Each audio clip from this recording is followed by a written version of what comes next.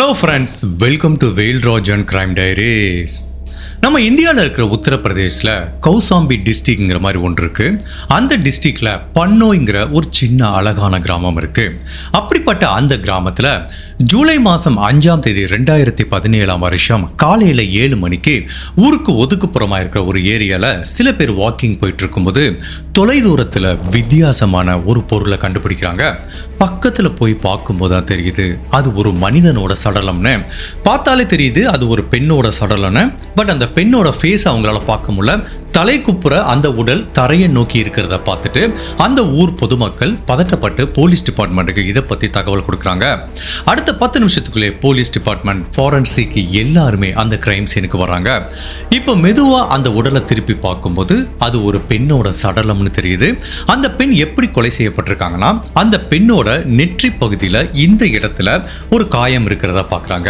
இனிஷியலாக பார்க்கும்போது அது ஒரு துப்பாக்கி குண்டு தொலைச்ச காயம் மாதிரி தெரிஞ்சா கூட அந்த காயம் மேலும் மேலும் அதிகமாக டேமேஜ் ஆகி இருக்கிறதுனால உண்மையிலே இந்த நெத்தியில ஏற்பட்ட காயம் எப்படி வந்ததுங்கிறத போலீஸால இனிஷியலா யூகிக்க முடியல. மேலும் அந்த கிரைம் சீனை ஃபுல்லா செக் பண்ணி பார்க்கும்போது இந்த பெண்ணுக்கு சொந்தமான எந்த ஐடென்டிட்டியையும் அவங்களால கண்டுபிடிக்க முடியல. ஜென்ரலா ஒரு பெண் வெளியில போறாங்க, அதுவும் கொலை செய்யப்பட்ட இந்த பெண் கொஞ்சம் படிச்ச பெண்மா இருந்தா எல்லா பெண்களுமே ஒரு ஹேண்ட்பேக் வச்சிருப்பாங்க. அதுக்குள்ள கண்டிப்பா அவங்களோட டிரைவிங் லைசன்ஸோ ஆதார் கார்டோ இல்ல ஏதாவது ஒரு ஐடென்டிட்டி இருக்கும். பட் கொலை செய்யப்பட்ட இந்த பெண்ணோட சடலத்துக்கு பக்கத்துல எந்த விதமான ஐடென்டிட்டியும் கண்டுபிடிக்க முடியல. இது எல்லாத்தையும் தாண்டி ஒரு மிக முக்கியமான தடயமா போலீஸ் என்ன பார்க்கறாங்கன்னா, தலையில நெற்றி பகுதியில் இவ்வளவு பெரிய காயம் ஏற்பட்டிருக்குன்னா கண்டிப்பா அந்த இடத்துல ரத்தப்போக்கு அதிகமா இருந்திருக்கும். பட் இந்த பெண்ணோட சடலம் கண்டுபிடிக்கப்பட்ட இடத்துக்கு பக்கத்துல ஒரு துளி கூட ரத்தம் இல்லைங்கிறதுனால ஒன்றை மட்டும் போலீஸால நல்லா யூகிக்க முடியுது. இந்த பெண் கொலை செய்யப்பட்டது வேற இடத்துல, இந்த பெண்ணோட உடலை இந்த இடத்துல வந்து டம்ப் பண்ணிட்டு போயிருக்காங்கிற மாதிரி தான் போலீஸ் திங்க் பண்றாங்க. எந்த ஒரு கொலை வழக்கிலையும் கொலை செய்யப்பட்ட பெண்ணோட ஐடென்டிட்டி என்னன்னு தெரிஞ்சாதான் அந்த பெண்ணை யார் கொலை பண்ணியிருப்பாங்கிறத கண்டுபிடிக்க முடியும். ஃபர்ஸ்ட் ஆஃப் ஆல் போலீஸ் என்ன பண்றாங்கன்னா, அந்த ஊர் பொதுமக்களை ரேண்டமா ஒரு 20-25 பேரை கூட்டிட்டு வந்து இந்த பெண்ணோட சடலத்தை காமிக்கிறாங்க.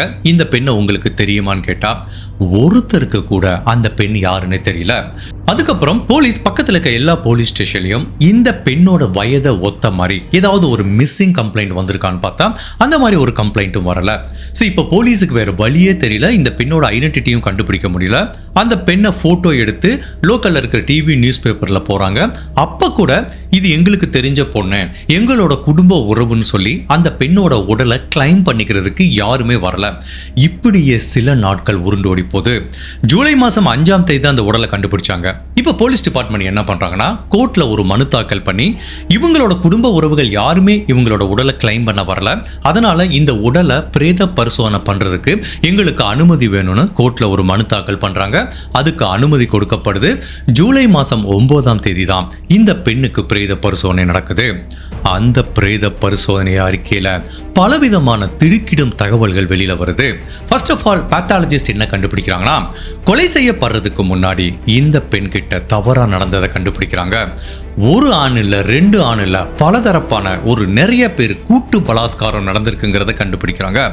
ரெண்டாவது இன்னொரு அதிர்ச்சியான விஷயம்னா, நெத்தியில் அந்த பெண்ணுக்கு ஒரு காயம் இருக்குல்ல, அந்த காயம் எப்படி வந்திருக்குன்னா, இந்த பெண்ணை ஃபர்ஸ்ட் நெத்தியில துப்பாக்கியால வச்சு சுட்டு கொலை பண்ணிருக்காங்க. ஜென்ரலா நெத்தியில இந்த இடத்துல சுட்டாலே 100% யாரா இருந்தாலும் இறந்து போயிடுவாங்க. அப்படி இருந்தா கூட இந்த பெண்ணோட மரணம் உறுதி செய்யப்படணுங்கிறதுக்காக இவங்களை துப்பாக்கியால சுட்டதுக்கு அப்புறம் கூட கூர்மையான ஒரு பொருளை வச்சு துப்பாக்கி தொலைச்ச அந்த காயத்துக்கு உள்ள அந்த ஒரு ஸ்ட்ராங்கான ஆப்ஜெக்டை வச்சு உள்ள விட்டு அவ்வளவு காயப்படுத்திருக்காங்க. ஒட்டு மொத்தத்துல கொலை செய்யப்பட்ட இந்த பெண்ணோட இறுதி நிமிடங்கள் அவ்வளவு கொடுமையான நிமிடங்களா இருந்திருக்கு. நான் ஏற்கனவே சொன்ன மாதிரி போலீஸ் இந்த பெண்ணோட உடலை இறுதி மரியாதை செலுத்தி அடக்கம் பண்றதுக்கு முன்னாடி போட்டோஸ்லாம் எடுத்து வச்சுக்கிட்டாங்க. அப்ப அந்த போட்டோஸை லோக்கல் இருக்க டிவி நியூஸ் பேப்பர்ல எல்லாத்துலயும் திரும்ப திரும்ப காட்டும் போது இந்த பெண் கொலை செய்யப்பட்டு கிட்டத்தட்ட ஒரு வாரம் கழிச்சு ஜூலை மாதம் 12ஆம் தேதி ஒரு நபர் போலீஸ் டிபார்ட்மெண்ட் என்ன சொல்றாருன்னா, சார் நீங்க சில போட்டோஸ்லாம் போட்டிருந்தீங்க, அந்த பெண்ணை நான் ஃபேஸ்புக்ல பார்த்துருக்கேன் சார், அவங்க அடிக்கடி அடிக்கடி போஸ்ட் போடுவாங்கங்கிற மாதிரி சொல்றாங்க. இவர் சொன்ன அந்த ஃபேஸ்புக் ப்ரொஃபைலை போய் போலீஸ் பார்க்கும்போது கொலை செய்யப்பட்ட அந்த பெண்ணோட ஐடென்டிட்டி என்னன்னு தெரிய வருது. அந்த பெண்ணோட பேரு ஹீனா தல்ரேஜாங்கிற ஒரு பெண். அந்த ஹீனா என்ன பண்ணிருக்காங்கன்னா, கொலை செய்யப்படுறதுக்கு ஒரு நாளைக்கு முன்னாடி ஜூலை மாசம் 4ஆம் தேதி நைட்டு கரெக்டா 10:45 மணிக்கு ஒரு போஸ்ட் போட்டிருக்காங்க, 10:46க்கு ஒரு போஸ்ட் போட்டிருக்காங்க. ஸோ இதுக்கு அப்புறம் தான் அவங்க கொலை செய்யப்பட்டிருக்காங்க. தட் மீன்ஸ் ஒன்று அவங்க ஜூலை மாதம் 4ஆம் தேதி நைட்டு கொலை செய்யப்பட்டிருக்கலாம், இல்லை ஜூலை மாதம் 5ஆம் தேதி அதிகாலை கொலை செய்யப்பட்டிருக்கலாம். இதுதான் அந்த டியூரேஷனாக இருக்குங்கிற மாதிரி போலீஸ் திங்க் பண்ணுறாங்க. இப்போ அந்த பெண்ணோட ஐடென்டிட்டி ஹீனான்னு தெரிய வருது. இப்போ அந்த பெண்ணோட குடும்ப உறவுகள் யாருன்னு தெரிஞ்சா மேபி இவங்களுக்கு யார் எதிரி இருக்கா, ஹீனாவை யார் கொலை பண்ணியிருக்க வாய்ப்பு இருக்குன்னு போலீஸ் அந்த பெண்ணோட ஃபேஸ்புக் ப்ரொஃபைல் ஃபுல்லாக செக் பண்ணி பார்க்கும்போது ஒரு இடத்துல அந்த பெண்ணோட அட்ரஸை கண்டுபிடிக்கிறாங்க. இதே உத்தரப்பிரதேஷ் ஸ்டேட்ல இருக்கிற அலகாபாத்தில் இருக்கிற மீராப்பூர் அப்படிங்கிற ஒரு ஊர்ல தான் இருக்கு. இப்போ அந்த அட்ரஸை போய் கண்டுபிடிச்சிட்டு வீட்டு கதவை தட்டுறாங்க. ஒரு வயசான பெண்மணி கதவை திறக்கிறாங்க. இப்போ அந்த பெண்மணியோட பேர் போலீஸ் என்னன்னு கேட்குறாங்க. என்னோட பேர் நீலிமாங்கிறாங்க. ஹீனாங்கிற பெண் உங்க பொண்ணான்னு கேட்குறாங்க. ஆமா சார், அவ என்னோட பொண்ணு தான், என் கூட தான் இருந்துட்டு இருக்கா. இப்போ கொஞ்சம் வெளியில போயிட்டு ஒரு 10 நாள் ஆச்சு, அவ வீடு திரும்பலங்கிறாங்க. சரி, உண்மையிலேயே உங்க பொண்ணு கடைசியில் எப்போ போனாங்க, அவங்களுக்கு என்ன நடந்துச்சுங்கிற மாதிரி போலீஸ் கேட்குறாங்க. போலீஸ் கேட்ட ஃபர்ஸ்ட் கொஸ்டின்லேயே இந்த அம்மா சொல்ற பதில் என்னன்னா, நாங்க என்னதான் 2 பேரும் ஒரே வீட்டில் இருந்தா கூட எனக்கும் அவளுக்கும் ஒரு கனெக்ஷன் கிடையாது, வேற வழியே இல்லாம பெத்த பொண்ணுன்னு வீட்டில் வச்சிருக்கேன் சார், மற்றபடி அவளுக்கும் எனக்கும் எந்த உறவும் இல்லைங்கிற மாதிரி அவங்க அம்மா சொல்றாங்க. என்னதான் ஒரு பொண்ணு 1000 பிரச்சனை பண்ணாலும் எந்த அம்மாவும் தன்னோட பொண்ணை விட்டு கொடுக்க மாட்டாங்க. ஒரு தாயே தன்னோட பொண்ணுக்கு எனக்கு எந்த தொடர்பும் இல்லைங்கிறத சொல்லும்போது போலீஸுக்கு அந்த இடத்துல அதிர்ச்சியா இருக்கு. அப்போ போலீஸ் சொல்றாங்க, உங்க பெண் கொலை செய்யப்பட்டிருக்காங்க அப்படின்னு கேட்க விட்டு அந்த அம்மாவோட முகத்துல ஒரு மிகப்பெரிய அதிர்ச்சியை போலீஸால உணர முடியல. ஓகே சார், கொலை செய்யப்பட்டிருக்கலாம், ஃபைன், அவள் பண்ண தப்புக்கு தண்டனை அனுபவிச்சிட்டா, மற்றபடி இந்த கேஸில் என்னை லிங்க் பண்ணாதீங்க, எனக்கும் என்னோட பொண்ணுக்கும் எந்த தொடர்பும் இல்லை, என்னோட பொண்ணை பற்றி இதுக்கு மேலே என்கிட்ட தகவலே கேட்காதீங்கிற மாதிரி போலீஸை வெளியே அனுப்பிடுறாங்க. ஸோ ஒரு அம்மாவே ஒரு பொண்ணை பற்றி இப்படி சொல்கிறாங்க. ஒரு பெண் கொலை செய்யப்பட்டது கூட ஒரு அம்மா கிட்ட அதிர்வலையை உண்டு பண்ணலை அப்படின்னா மேபி அவங்க அம்மாவுக்கும் இந்த கொலைக்கும் ஏதாவது தொடர்பு இருக்குமாங்கிற மாதிரி இன்னொரு ஆங்கிள்லையும் போலீஸ் திங்க் பண்ணுறாங்க. நைட்டு 10:30 மணிக்கு ஃபேஸ்புக்கில் போஸ்ட் போட்டதுக்கு அப்புறம் இந்த ஹீனாங்கிற பெண்மணி யாரை பார்க்க போனாங்க, உண்மையிலேயே அவங்களுக்கு என்ன நடந்தது, என்ன மாதிரி கொடிய அரக்கர்கள் இவங்க கிட்ட தவறா நடந்து இவ்வளவு கொடூரமா ஒரு பெண்ணை கொலை பண்ணிருப்பாங்கங்கிற பலவித குழப்பங்களும் திருப்பங்களும் நிறைஞ்ச உத்தரப்பிரதேசில் நடந்த ஒரு வித்தியாசமான ட்ரூ கிரைம் கேஸை தான் இன்னைக்கு நம்ம இந்த வீடியோவில் பார்க்க போறோம். நம்ம லைஃப்ல எடுத்துக்கிட்டீங்கன்னா எல்லாத்துக்குமே ஆசைப்பட்ட திருமண வாழ்க்கை கிடைக்காது. எல்லாத்துக்குமே திருமணத்துக்கு முன்னாடி பாஸ்டா ஒரு லைஃப் இருக்கும். நம்ம பாதி பேர் என்ன பண்ணுவோம்னா பாஸ்ட்டை மறந்துட்டு நம்ம கிடைச்ச இந்த வாழ்க்கையை அப்படியே கேரி ஃபார்வர்ட் பண்ணி எடுத்துட்டு போயிடுவோம். சில பேர் என்ன பண்ணுவாங்கன்னா அந்த பாஸ்ட்ல இருந்து அவங்களால வெளியில வர முடியாம தேவையில்லாம பாஸ்ட்ல பண்ண பல தவறான விஷயங்களை இப்ப கிடைச்ச நல்ல வாழ்க்கைக்கு உள்ள எடுத்துட்டு வரும்போது நிறைய பிரச்சனை வரும். இதை நம்ம வாழ்க்கையில எல்லாரும் ஒரு கட்டத்தில் ஃபீல் பண்ணியிருப்போம். இந்த பெண்ணோட வாழ்க்கையிலையும் என்ன நிகழ்ந்ததுங்கிறதா இந்த வீடியோல டீட்டெயிலா பார்க்க போறோம். அப்படி இந்த ஹீனாக்கு என்ன நிகழ்ந்ததுங்கிறத நம்ம தெரிஞ்சுக்கிறதுக்கு முன்னாடி உங்க டைம் 2 செகண்ட்ஸ் எனக்காக ஸ்பெண்ட் பண்ணி என்னோட வீடியோஸ் உங்களுக்கு பிடிச்சிருந்துச்சுன்னா லைக் பண்ணிட்டு கமெண்ட் பண்ணுங்க. இன் கேஸ் என்னோட சேனலை இது வரைக்கும் நீங்க சப்ஸ்கிரைப் பண்ணாம பார்த்தீங்கன்னா மறக்காம சப்ஸ்கிரைப் பண்ணி என்ன சப்போர்ட் பண்ணுங்க. கொலை செய்யப்பட்ட ஹீனாங்கிற பெண்மணியோட அம்மா கிட்ட எந்த தகவலும் கிடைக்கலங்கிறதுனால இந்த ஹீனா என்ன பண்றாங்க அப்படிங்கிறத போலீஸ் விசாரிக்கிறாங்க. அவங்க அலகாபாத்தில் இருக்கிற ஹூக்கா பார்ல வேலை பார்த்துட்டு இருக்கிறது தெரிய வருது. இப்ப நேரா அந்த ஹூக்கா பாருக்கு போறாங்க. அங்க போய் அங்க வேலை பார்க்குற எம்ப்ளாயோட லிஸ்ட் எடுத்து பார்க்கும்போது கடைசியா ஹீனா கொலை செய்யப்படுறதுக்கு முன்னாடி வரைக்கும் இந்த ஹூக்கா பார்ல தான் வேலை பார்த்துருக்காங்கிறது தெரிய வருது. அப்ப அங்க இருக்கிற மேனேஜர் கிட்ட கேட்கும்போது அவங்க என்ன சொல்றாங்கன்னா, ஹீனா ரொம்ப ஜோவியலான பொண்ணு, அதுவும் ஹூக்கா பார்ல வேலை பார்க்கும்போது இங்க வர்றது எல்லாருமே கொஞ்சம் பணக்கார வீட்டு பசங்களா இருப்பாங்க. இவங்க எல்லாரும் கூடயும் ரொம்ப ஈஸியாவே மிங்கிள் ஆயிடுவாங்க. ஈவன் இந்த ஹீனாங்கிற பெண்ணை சுத்தி இருக்கிற நபர்கள் பார்த்தீங்கன்னா எல்லாருமே பணக்கார வீட்டு பசங்க இல்ல விஐபி வீட்டு பசங்களா தான் இருப்பாங்க. மற்றபடி ஹீனாக்கு இங்க எதுவும் பிரச்சனை இருந்த மாதிரி எங்களுக்கு தெரியல அப்படிங்கிற மாதிரி அந்த மேனேஜ்மெண்ட் சொல்றாங்க. சரி, ஓகே, இப்போ ஹீனாவோட கேரக்டர் போலீஸ் கொஞ்சம் நல்லா புரியுது. நிறைய ஆண்களோட தொடர்பு இருக்கு, அதுவும் பணக்கார வீட்டு பசங்களோட தொடர்புல இருந்திருக்காங்கிறது தெரிய வருது. மேலும் இவங்க ஒரு ஹூக்கா பார்ல வேலை பார்க்கறதுனால இருக்கிறதுனால இவங்களுக்கு நிறைய ட்ரிங்க்ஸ் மாதிரி கெட்ட பழக்கம் நிறைய இருக்கு. அடிக்கடி பார்ட்டி பண்றது, பசங்களோட சுத்துறதுன்னு இருக்கிறதுனால இப்போ போலீஸ் அவங்களோட அடுத்த கட்ட விசாரணை எங்க இருந்து ஆரம்பிக்கிறாங்கன்னா, நம்ம ட்ரெடிஷ்னலா இந்தியன் போலீஸ் பண்றதா கொலை செய்யப்படுறதுக்கு முன்னாடி ஹீனா யார்கிட்ட ஃபோன் பேசியிருக்காங்க, கடைசியா இந்த ஹீனாவை யாரு தொடர்பு கொண்டதுன்னு செக் பண்ணி பார்க்கும்போது அவங்க லிஸ்ட் எடுத்து பார்க்கும்போது ஜூலை மாதம் 4ஆம் தேதி இரவு ஆத்னன் கான் அப்படிங்கிற ஒரு நபர்கிட்ட இருந்து ஃபோன் வந்திருக்கு. மேபி இவங்க அந்த நபரை பார்க்க போயிருக்கிறதுக்கு சான்ஸ் இருக்குங்கிற மாதிரி போலீஸ் திங்க் பண்றாங்க. அப்போ இந்த ஹீனாவோட அம்மா கிட்ட போய் திரும்ப போலீஸ் கேட்கும்போது அவங்க என்ன சொல்றாங்கன்னா, என்னோட பொண்ணை பத்தி நான் எதுவும் சொல்ல முடியாது, பட் கடைசி அவ எப்ப கிளம்பி போனானா ஜூலை மாதம் 4ஆம் தேதி நைட்டு 11 மணிக்கு வெளியில கிளம்புனா. எங்கம்மா போறேன்னு நான் கேட்டேன். என்னோட ஃப்ரெண்டை பார்க்கறதுக்காக டெல்லி போகிறேங்கிறா. சரி ஓகே போயிட்டு வாமாங்கிறன்னு நான் சொல்லிட்டேன். எனக்கு நல்லாவே தெரியுது என்னோட பொண்ணு பொய் சொல்கிறான்னு. அவள் எனக்குமே என்கிட்ட உண்மையை சொன்னதில் அவளுக்கு என்ன தோணுதோ அதை தான் பண்ணுவா சார் அப்படிங்கிற மாதிரி அவங்க அம்மா சொல்கிறாங்க. ஸோ இவங்க சொன்ன ஸ்டேட்மெண்ட்டை வச்சு பார்க்கும்போது கடைசியாக இவங்களுக்கு ஆத்னன் கான் ஒரு நபர் ஃபோன் பண்ணியிருக்காரு. அவரை தான் பார்க்க போயிருக்கிறதுக்கு வாய்ப்பு இருக்குன்னு இப்போ அந்த நபரை தொடர்பு கொள்ள முயற்சி செய்யும் போது அந்த நபரோட ஃபோன் சுவிட்ச் ஆஃப்ல இருக்கு. அந்த நபரை போலீஸால ரீச் பண்ண முடியல. இப்போ அவரோட ஃபோன் நம்பரோட அட்ரஸை எடுத்துட்டு அதே அலகாபாத்தில் இருக்கிற அவரோட வீட்டுக்கு விசாரிக்க போறாங்க. வீட்டுக்கு போகும்போதே தெரியுது இந்த ஆத்னன் கான்கிற நபரோட அப்பா ஒரு பெரிய தொழிலதிபர், மிகப்பெரிய பணக்காரர்னு.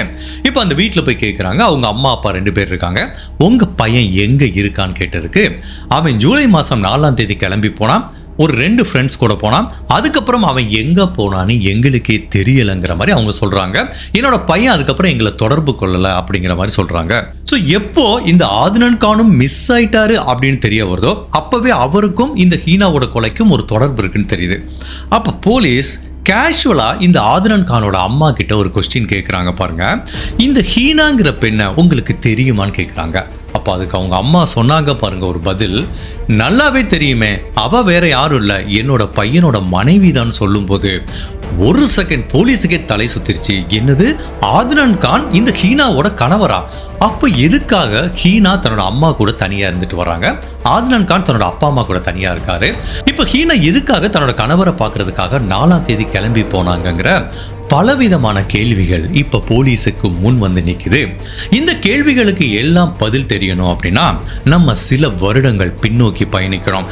இந்த ஹீனாவோட வாழ்க்கை முறையை பத்தி நம்ம தெரிஞ்சுக்கிட்டாதான் இந்த கேள்விக்கு எல்லாமே நம்மளுக்கு விடை கிடைக்கும்.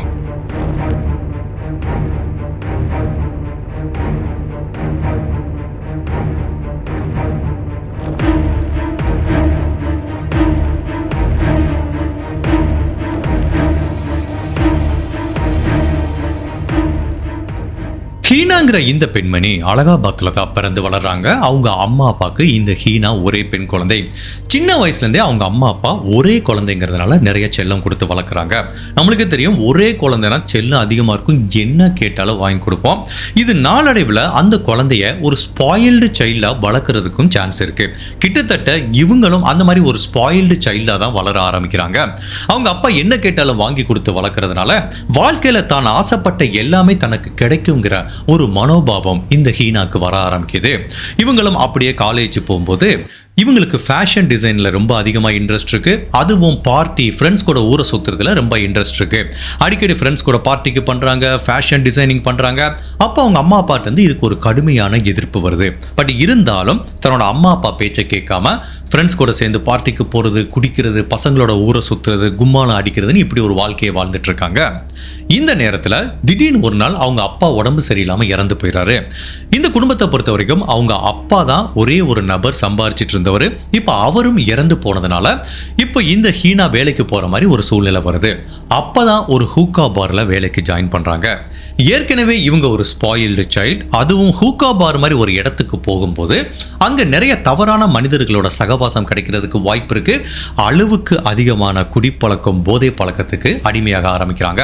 இவங்களை சுத்தி எப்பவுமே நிறைய பணக்கார பசங்க இருந்துட்டு இருப்பாங்க. ஸோ அந்த மாதிரி நிறைய பணக்கார பசங்களோட ஃப்ரெண்ட்ஷிப் வச்சதுனால இவங்களுக்கு நிறைய பணமும் கிடைக்க ஆரம்பிக்குது. பட் இந்த நேரத்தில் தான் இவங்களை ஃபேஸ்புக் வழியா ஆத்னன் அப்படிங்கிற ஒரு நபர் பார்க்குறாரு. இந்த ஹீனா என்ன பண்ணுவாங்கன்னா அடிக்கடி அவங்களோட ஆக்டிவிட்டி எல்லாத்தையும் ஃபேஸ்புக்கில் போஸ்ட் பண்ணிட்டே இருப்பாங்க. இந்த ஆத்னன் கான் யாருன்னா இவர் ஒரு பெரிய தொழிலதிபரோட பையன். நம்மளுக்கு தெரியும் ஒரு விஐபியோட பையனா. இவரை சுற்றி எப்பயுமே ஒரு 2 ஃப்ரெண்ட் இருந்திருப்பாங்க. கலீத் அகமத் அண்ட் விக்கி. இந்த கலீத் அண்ட் விக்கி ரெண்டு பேருமே பாடி கார்டு மாதிரி எப்பவுமே ஆத்னன்கிற இந்த நபர் கூடயே டிராவல் பண்ணிட்டு இருப்பாங்க. ஒரு நாள் இவர் ஃபேஸ்புக்கில் பார்க்கும்போது இந்த ஹீனாங்கிற பெண்ணை ரொம்ப பிடிச்சி போச்சு. அப்போ இவங்க எங்கே வேலை பார்க்காங்கன்னு பார்க்கும்போது அவங்க ஒரு ஹூக்கா பாரில் வேலை பார்க்குறாங்கன்னா சரி அங்கே போய் பார்க்கலான்னு இவர் தன்னோட 2 ஃப்ரெண்ட்ஸ் கூடயும் அந்த ஹூக்கா பாருக்கு போகிறாரு. அங்கே போய் ஹீனாவை மீட் பண்ணுறாரு. அவர்கிட்ட ஒரு நல்ல தொடர்பை ஏற்படுத்திக்கிறாங்க. பட் ஹீனாவை பொறுத்த வரைக்கும் இவர் ஒரு பெரிய பணக்காரர் அப்படிங்கிறதுனால ஈஸியாக மூவ் பண்ண ஆரம்பிக்கிறாங்க. பட் மற்ற நபருக்கும் இந்த ஆத்னான் கானுக்கும் என்ன வித்தியாசத்தை இந்த ஹீனா உணர்றாங்கன்னா, மற்ற எல்லாருமே ஒரு கேஷுவல் ரிலேஷன்ஷிப்பில் வர்றாங்க, 2 நாள் ஜாலியாக ஊரை சுற்றுறாங்க, ஏதாவது ட்ரிங்க்ஸ் வாங்கி தர்றாங்க, பிடிச்சதை வாங்கி கொடுக்குறாங்க, கிஃப்ட் வாங்கி தராங்க, அப்படி கழட்டி விட்டு போயிடுறாங்க. பட் இந்த ஆத்னான்கிற நபர் தான் ஒரு சீரியஸான ரிலேஷன்ஷிப் ஹீனா கிட்ட வேணுங்கிற மாதிரி எதிர்பார்க்குறாரு. அப்போ ஹீனா ஃபீல் பண்ணுறாங்க, இவன் பணக்காரன், இவங்க கிட்ட போனால் நம்ம வாழ்க்கை செட்டில் ஆயிரும்னா இவங்களும் அந்த சீரியஸான ரிலேஷன்ஷிப்புக்கு ஓகே சொல்கிறாங்க. ஸோ இந்த ஹீனா ஆத்னான் 2 பேருமே ஒரு ஸ்டேஜில் திருமணம் பண்ணிக்கலாம்னு முடிவு பண்ணி தத்தம் வீட்டில் போயிட்டு இந்த மாதிரி நாங்கள் காதலிக்கிறோம்னு சொல்கிறாங்க. பட் 2 வீட்டிலேருந்தும் கடுமையான எதிர்ப்பு வருது. ஹீனா இந்து மதத்தை சேர்ந்தவங்க, அந்த ஆத்னான்கிற நபர் இஸ்லாமிய மதத்தை சேர்ந்தவர். ஸோ ஆப்வியஸ்லி இவங்க 2 பேர் வீட்லேயும் முடியாதுன்னு சொல்ல விட்டு இவங்க என்ன முடிவு பண்ணுறாங்க, இல்லை நாங்கள் 2 பேரும் சேர்ந்து வாழ்வோம்னு சொல்லிட்டு இவங்க வெளியில் வந்து கோர்ட்டில், அதாவது முறைப்படி சட்டப்படி திருமணம் பண்ணிக்கிட்டு ஒரு தனி குடித்தனம் வாழ ஆரம்பிக்கிறாங்க. ஸோ ஆத்னான் பணக்கார வீட்டு பையன். ஸோ இவங்க அவரை நம்பி தனி குடித்தனம் வந்ததுக்கப்புறம் தன்னோட மனைவியை நல்லா பார்த்துக்கிறாரு. ஃபர்ஸ்ட் 1 இயர் அவங்க திருமண வாழ்க்கை அவ்வளவு சந்தோஷமாக போயிட்டு இருக்கு. தன்னோட மனைவிக்கு தேவையான எல்லா கிஃப்ட் வாங்கி தராரு. அவங்க ஆசைப்படுற எல்லா பொருட்களையும் மெட்டீரியலிஸ்டிக்கா அவங்கள சந்தோஷப்படுத்திட்டு இருக்காரு. இப்படியே 1 வருடம் இவங்க திருமண வாழ்க்கை சந்தோஷமா போயிட்டு இருக்கும்போது 2016 இவங்க திருமண வாழ்க்கையில நிறைய பிரச்சனை வர ஆரம்பிக்குது. ஹீனா ஏற்கனவே ஒரு ஹூக்கா பார்ல வேலை பார்த்துட்டு இருந்தாங்க. பட் இவங்க பண்ண தவறு என்னன்னா, திருமணம் ஆனதுக்கு அப்புறம் என்ன பண்ணிருக்கணும், அந்த ஜாப்பை விட்டுட்டு வந்திருக்கணும். பட் அப்படி இல்லாம அந்த வேலையை தொடர்ந்து பண்ணிட்டு இருக்காங்க. ஸோ ஹூக்கா பார்ல இவங்க போய் வேலை பார்த்தா என்ன ஆகும், நிறைய ஆண்கள் வருவாங்க, பணக்கார பசங்க வருவாங்க, இவங்க கிட்ட வேற மாதிரி அப்ரோச் பண்ண முயற்சி பண்ணுவாங்க. சுத்தி நிறைய ஆண்கள் இருக்கிறதுக்கு வாய்ப்பு இருக்கு. இவங்க அந்த வேலையை விடாம கண்டினியூ பண்ணிட்டு இருக்காங்க. பட் இந்த கணவர் ஆத்னான் என்ன சொல்றாரு, என்கிட்ட தான் நிறைய பணம் இருக்குல்ல, நீ எதுக்கு வேலைக்கு போய் சம்பாதிக்கிற, நான் உனக்கு தேவையான எல்லாத்தையும் வாங்கி தர்றேன், நீ இந்த வேலைக்கு போகாதேன்னு அவர் எவ்வளவு தூரம் சொன்னா கூட இந்த ஹீனா கேட்கறதுக்கு ரெடியா இல்லை. அந்த வேலை எனக்கு பிடிச்சிருக்கு, அதை நான் தொடர்ந்து பண்ணுவேங்கிறாங்க.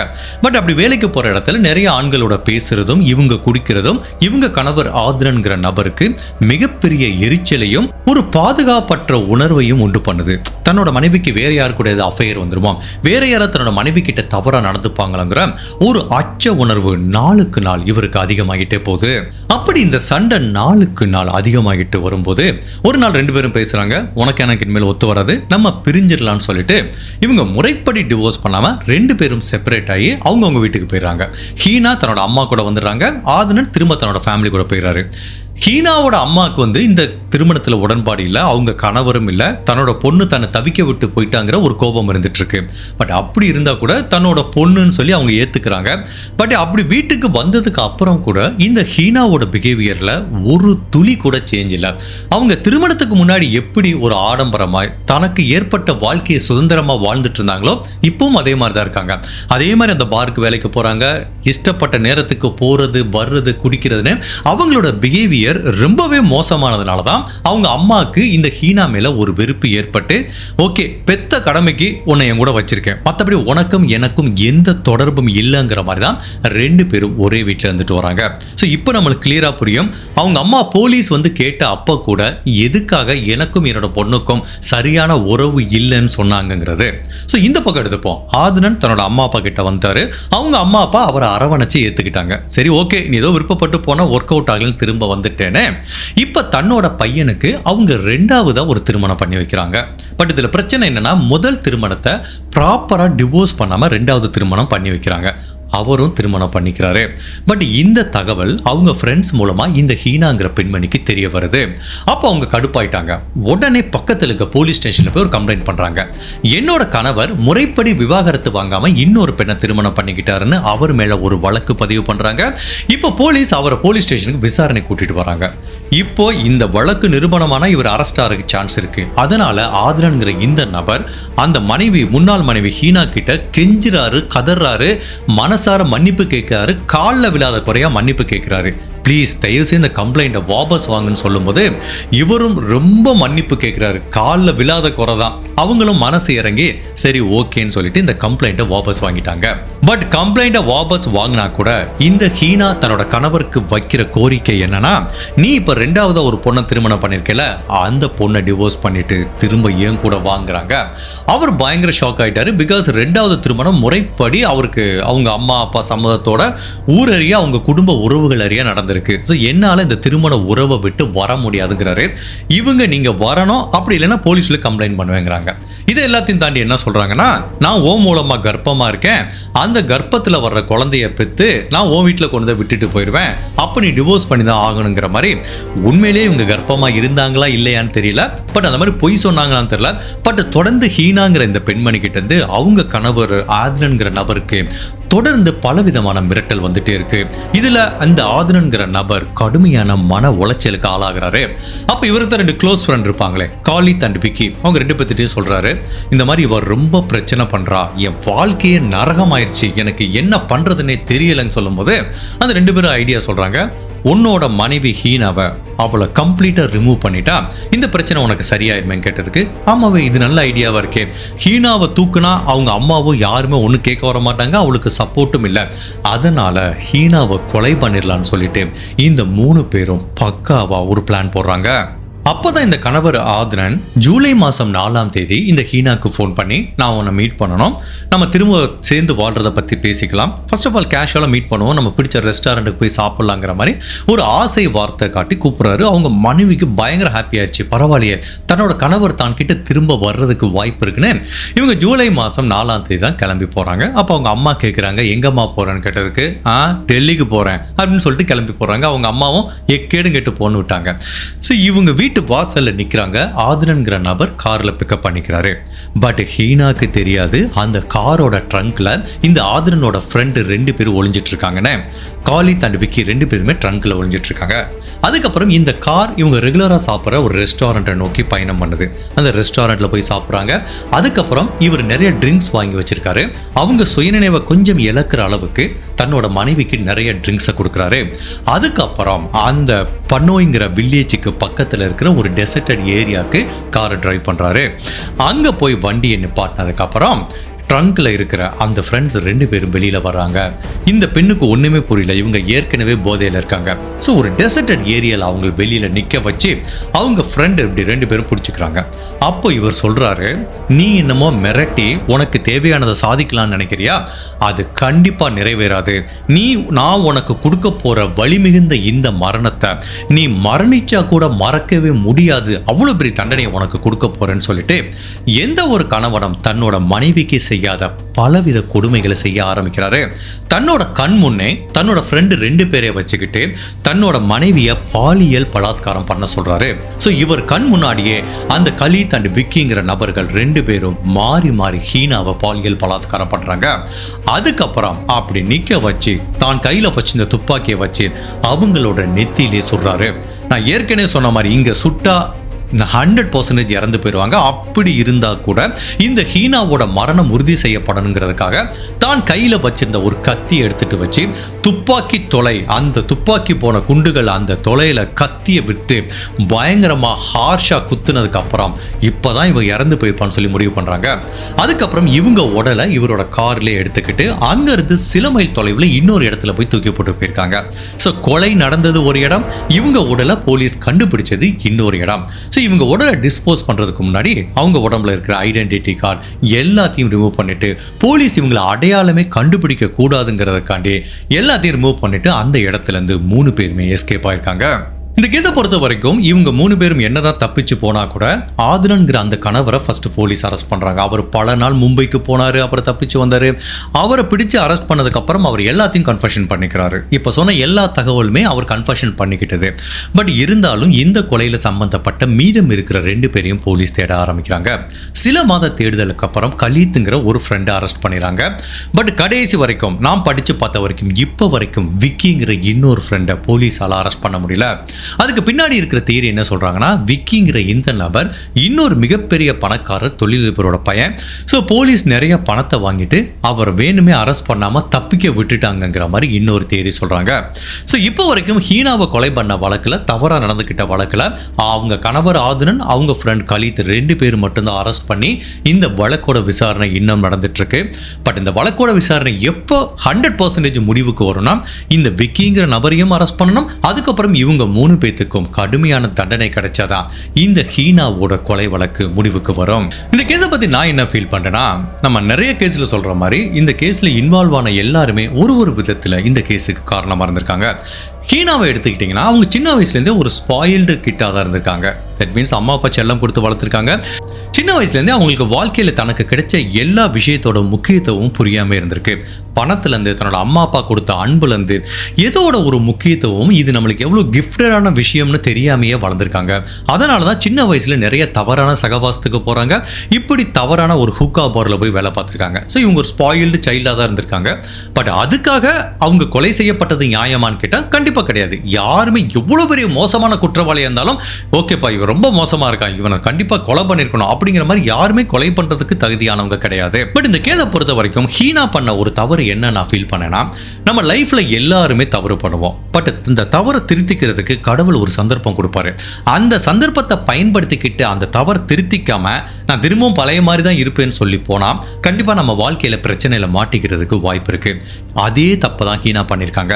இவங்க வாழ்க்கையில அவங்களோட பாலிய பருவத்திலேருந்து, அவங்களோட டீனேஜ் ஸ்டேஜ்லேருந்து இவரை கல்யாணம் பண்ற வரைக்கும் நிறைய பிரச்சனை இருந்திருக்கு. அவங்க வாழ்க்கை தடமாறி போயிருக்கு. பட் எப்போ ஆதிலன்கிற ஒரு நபர் திருமணம் பண்ணாங்களோ அப்போ அவங்க என்ன பண்ணிருக்கணும், இந்த ஹூக்கா பார்லேருந்து வேலைக்கு நின்றுக்கணும். நிறைய பசங்க, பணக்கார பசங்களோட வச்சிருக்க கான்டாக்டை கட் பண்ணிட்டு கம்ப்ளீட்டாக எல்லாத்தையும் கட் டவுன் பண்ணி தன்னோட கணவர் கூட ஒரு நல்ல ஃபேமிலி கேர்ள் மாதிரி ஒரு வாழ்க்கையை வாழ்ந்து குழந்தை பெற்றுக்கிட்டு ஒரு சந்தோஷமாக வாழ்றதுக்குரிய ஒரு ஆப்பர்ச்சுனிட்டி கிடைச்சிருக்கு. அந்த வாய்ப்பை அவங்க தவற விட்டாங்கன்னு தான் எனக்கு தோணுது. ஸோ ஹீனா பண்ண மிகப்பெரிய தவறு திரும்ப வேலைக்கு போனது. அங்கே திரும்ப பல ஆண்களோட பேச ஆரம்பிச்சதான் அவங்க கணவருக்கு ட்ரிகரிங் பாயிண்டாக இருந்திருக்கு. எப்படி வேணாலும் நடந்திருக்கலாம். இவங்க உண்மையிலே வேலைக்கு போகாம அவரை கல்யாணம் பண்ணக்கப்புறம் குழந்தை பெற்றுட்டு ஒரு நல்ல மனைவியா இருந்தா இவங்க சந்தோஷமா கூட வாழ்ந்திருக்கலாம். அதுக்காக அவங்க கணவரை ரொம்ப நல்லவன்னு சொல்ல முடியாது. மேபி அவனுக்கு கொஞ்ச நாள்ல இந்த ஹீனா போர் அடிச்சு நிறைய பெண்கள் கூட தொடர்பு வந்திருக்கலாம். அது கூட ஒரு ரீசனா இருந்திருக்கலாம். But what ever it is, அந்த பி நடந்திருக்குமா இல்லையாங்கிறத நம்ம சொல்ல முடியாது. பட் ஹீனா மேபி ஒரு நல்ல மனைவியா இருந்தா இன்னும் அவங்க ஒரு சந்தோஷமான குடும்பத்தோட இருந்துக்கிறதுக்கு வாய்ப்பு இருக்கு. ஸோ இந்த கேஸ்ல இருந்து நம்ம எல்லாருமே எடுத்துக்க வேண்டிய முக்கியமான டேக்அவே என்ன அப்படின்னா, திருமணத்துக்கு முன்னாடி சரி வாழ்க்கையில எவ்வளவு பெரிய கசப்பான அனுபவங்களும் எவ்வளவு தவறான இன்சிடென்ட் நடந்தா கூட அதை எல்லாத்தையும் ஒரு கெட்ட கனவா மறந்துட்டு திருமணம் ஆனதுக்கப்புறம் ஒரு புது வாழ்க்கையை ஆரம்பிக்கணும்.